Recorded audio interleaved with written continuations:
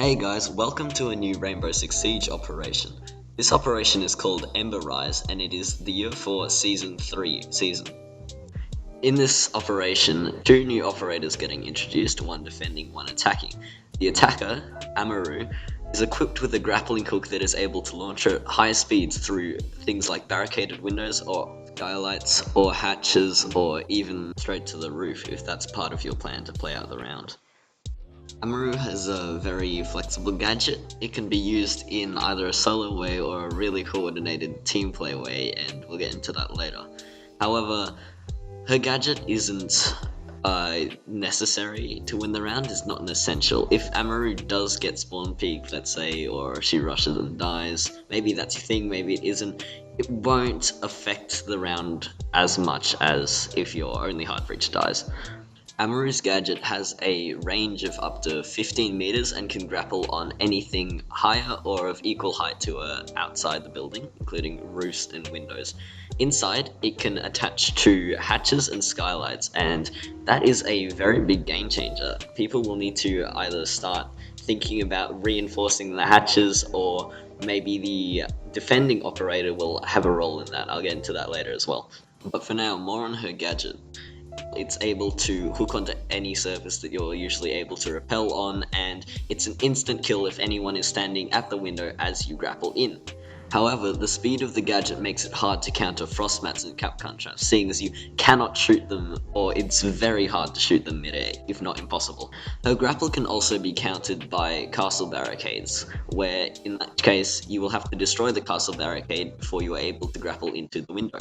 Now, Amaru does not have any ranged explosives, so this will require coordination from a teammate, perhaps Zofia or Ash, to be able to hot breach or rush the opponent. Some might say that this rush can be considered too overpowered, but when Amaru tries to rappel into a window, the window breaks as she shoots her grapple. So it gives defenders adequate time to react, and it's very loud. You'll be able to hear it from a mile away if she's rappelling straight into the objective. As you can imagine, Amaru's gadget leads to some pretty crazy plays, from Hibanaing hatches from below to get easy kills, which was something that was never thought of before, to even planting the diffuser and grappling up the hatch to hold it. As always, there are some pretty cool seasonal skins and uniforms. Kavira and Amaru's headgear, in my opinion, look one of the best.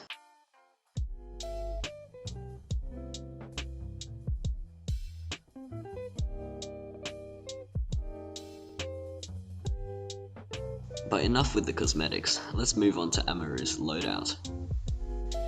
For her primary, she can either select a G8A1, the same LMG as IQ, however this time there is an angled grip option. This works well with her aggressive or fast-paced playstyle, otherwise you can use Echo and Hibana's shotgun, the Supernova. Her loadout is very flexible, seeing as her secondaries can either be Jackal and Mira's secondary shotgun, the ITA-12S, or you can pick the renowned SMG-11, which Sledge, Mute, and Smoke use. Personally, I see myself playing the G8A1 LMG with an angled grip and a one-time scope for that fast-paced action, while having the ITA-12S shotgun for its breaching capabilities and close quarter combat. Her secondary gadgets are either claymores or flash grenades, and with her fast-paced playstyle, I believe that flash grenades should be the wiser choice. Before I end with this operator, it's also worth mentioning that she has 4 uses of a grappling hook, so make sure they count.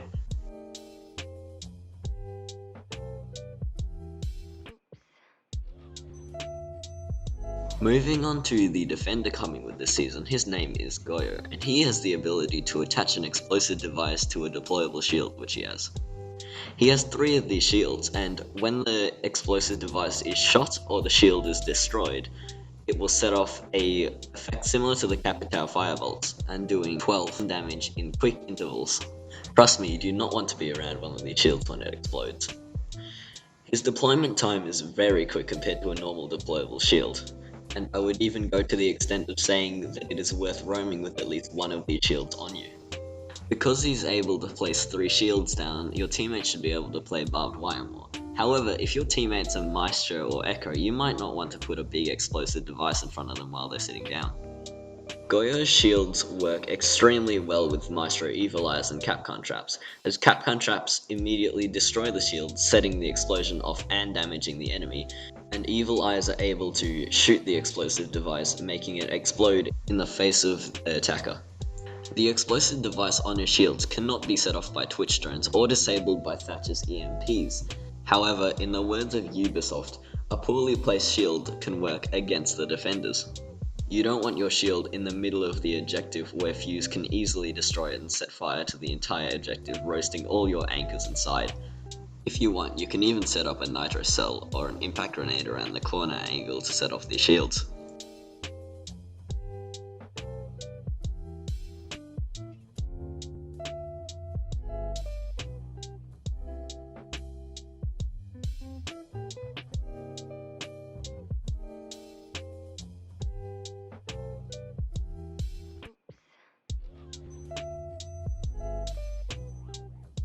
Now, back to the point that I've mentioned before, shields and hatches. If you place one of these shields on top of a hatch, reinforced or not, the enemy will have to destroy it to get through the hatch, whether it's from below or above.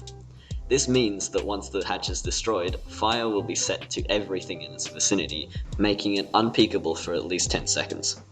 These shields can be destroyed in the traditional way that any other deployable shields can be destroyed, whether it be Maverick torches, sledgehammers, Ash charges, Zofia charges, anything that can destroy a normal deployable shield.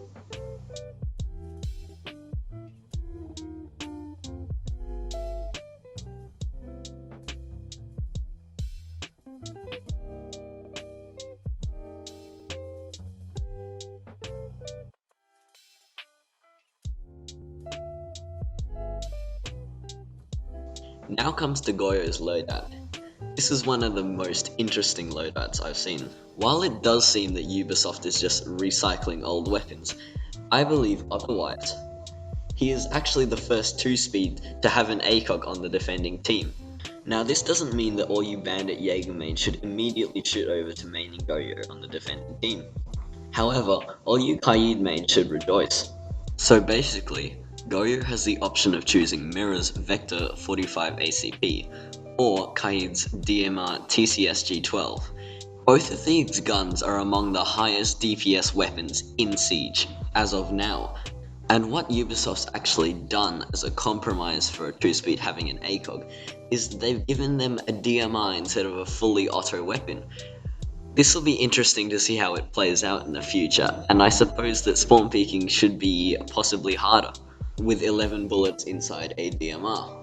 Ubisoft is obviously trying to get these two weapons into different positions of play, as they're both 3 armor weapons, and Mirror's Vector is rarely ever used for roaming, and Kaid's shotgun is usually held on site, holding tight ACOG angles. The secondary weapon that Goyo has is the P229 pistol, which I suppose is a compromise for having the highest DPS weapons as primaries. Overall, roaming with these weapons feels like a completely new experience, and combined with the choice of impact grenades or nitro cells, can have the potential to completely change the round.